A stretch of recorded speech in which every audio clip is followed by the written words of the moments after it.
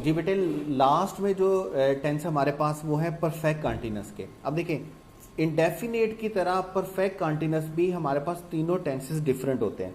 तीनों tenses different इस तरह होते हैं। अगर हम बात करें प्रेजेंट परफेक्ट कंटीन्यूअस की, तो प्रेजेंट परफेक्ट कंटीन्यूअस आम तौर पर जो पढ़ाया जाता है 9th-10th क्लास या फर्स्ट या सेकंड लेवल पे, जो टीचर वो जुगाड़ी तरीका जो बता देते हैं, कंटीन्यूअस के साथ अगर टाइम मेंशन है तो परफेक्ट प्रेजेंट परफेक्ट कंटीन्यूअस है, अगर पास्ट कंटीन्यूअस के साथ टाइम मेंशन है तो पास्ट परफेक्ट कंटीन्यूअस है, और अगर फ्यूचर कंटीन्यूअस के साथ टाइम मेंशन है तो फ्यूचर परफेक्ट कंटीन्यूअस है। बेटे देखिए, थोड़ा सा लॉजिक समझ लें उसका।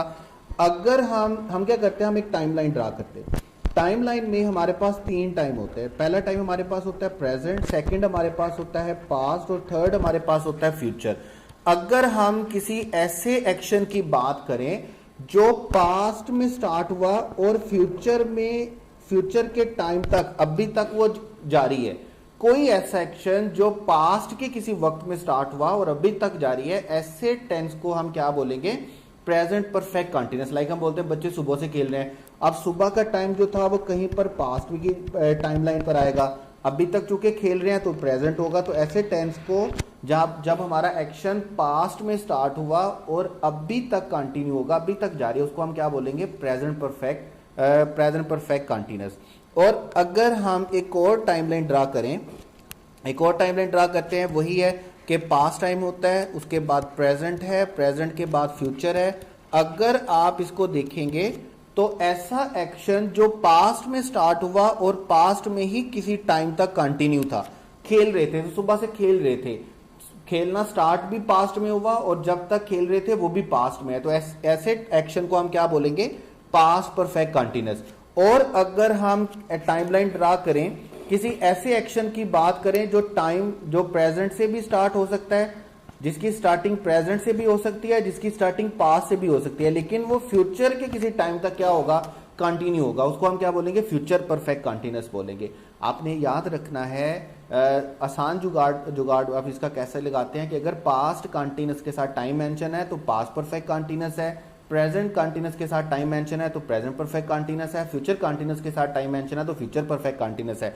लेकिन अगर आप इसको लॉजिकली लेके चलेंगे तो लॉजिकली कुछ यूं चलेगा, अगर पास्ट में कोई एक्शन स्टार्ट हुआ और अभी तक जारी है तो हम इसको क्या बोलेंगे, प्रेजेंट परफेक्ट कंटीन्यूअस।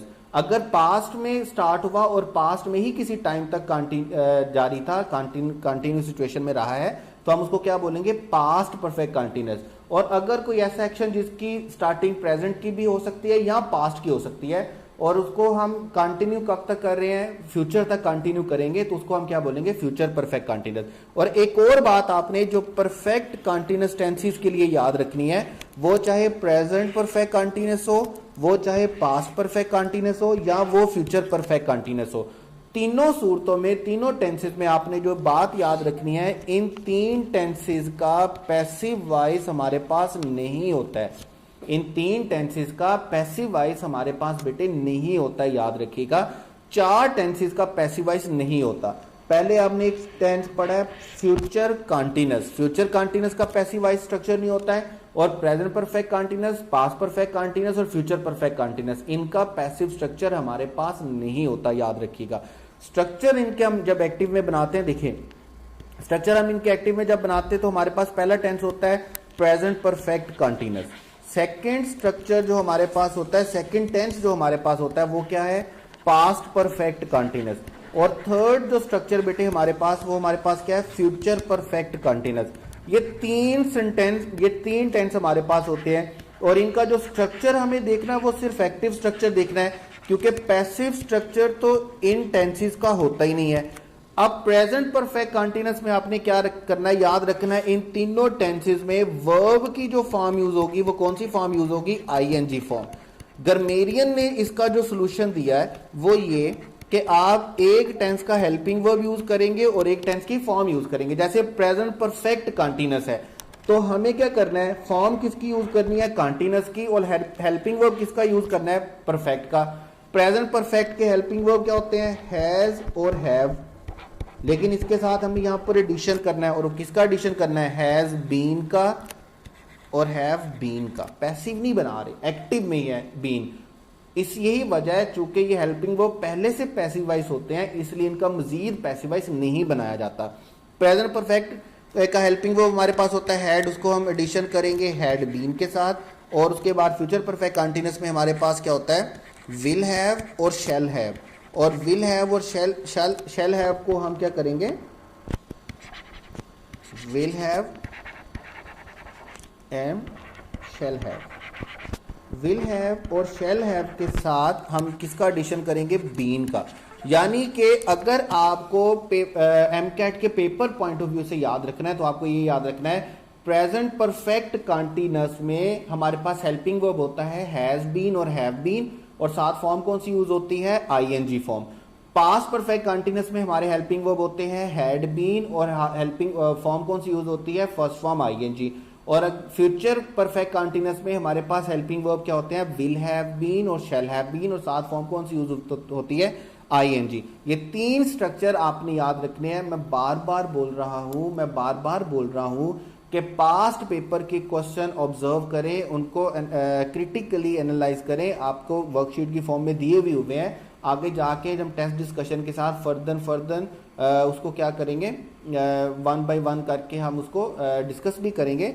लेकिन अभी आपके पास क्या है, आपको टेंस के बारे में दो चीजें याद रखनी है। टेंस के बारे में दो चीजें क्या याद रखनी है कि हर टेंस की दो वॉइसेस हैं, एक्टिव वॉइस और पैसिव वॉइस।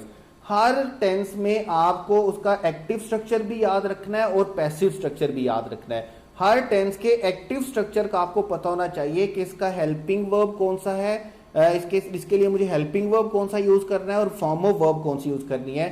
और पैसिव वॉइस में भी आपको यही याद रखना है कि इसका हेल्पिंग वर्ब कौन सा है और इसका फॉर्म ऑफ वर्ब कौन सा है। चार टेंसेस का पैसिव वॉइस नहीं होता है, future continuous, present perfect continuous, past perfect continuous और फ्यूचर परफेक्ट कंटीन्यूअस। इन चार टेंसेस का पैसिव वॉइस नहीं होता है। अदरवाइज बाकी जितने भी टेंसेस हैं सारे टेंसेस का पैसिव वॉइस बनाने के लिए हम थर्ड फॉर्म यूज करते हैं। मैं बार बार बोल रहा हूं पैसिव वॉइस के लिए थर्ड फॉर्म यूज होती है। कंटीन्यूअस के हेल्पिंग वर्ब को हम बीइंग का वर्ड यूज करके पैसिव वॉइस बनाते हैं। फ्यूचर परफेक्ट के हेल्पिंग वर्ब को हम बीन का वर्ड यूज करके पैसिव वॉइस बनाते हैं। तीनों टेंसेस परफेक्ट कंटीन्यूअस का पैसिव वॉइस होता नहीं है।